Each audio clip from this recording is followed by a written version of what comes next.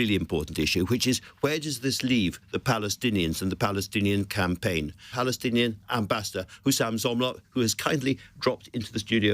Ambassador, very good to see you there. Thank you. It's a confusing situation today. We've had the SNP motion, we've had the Labour motion. Where do you think the parties stand in regard to Palestine? It's not confusing, it's disgraceful. Disgraceful. It's very disgraceful that today we see the British politics at its worst.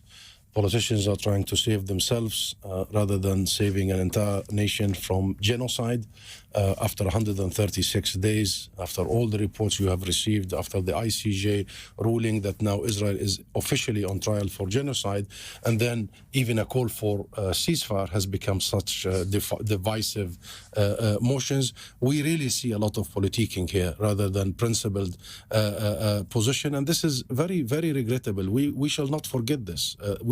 Our people will not forget those who stood by while genocide is being carried away, and you will see the British people tonight in front of Westminster, because that is where we get the inspiration and the power from, not from the political establishment so far. Who do you think stood by?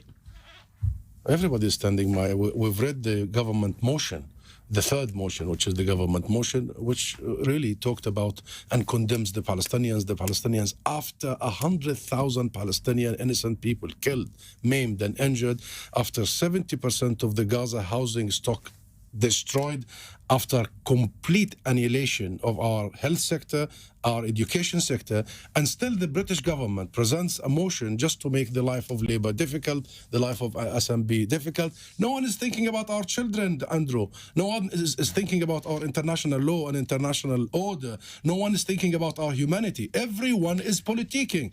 This is disgraceful. That's why I started with this is shameful.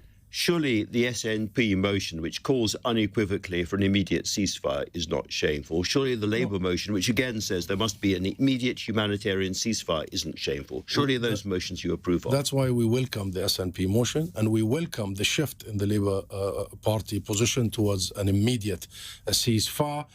And we don't see why everybody would not just vote for a simple motion for a ceasefire. And we don't see why Labour would pick on the SNP in terms of collective punishment. I mean, seriously? Cutting off water and electricity from children?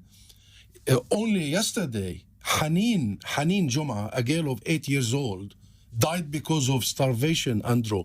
And then the House of Commons here... I've seen the pictures, yes. You've seen her pictures. And the House of Commons here is still discussing if Israel is applying policies of collective punishment. This is unthinkable. What is happening in Westminster today is simply unthinkable, to see the images of children being slaughtered, and yet politicians are still debating whether international law has been violated.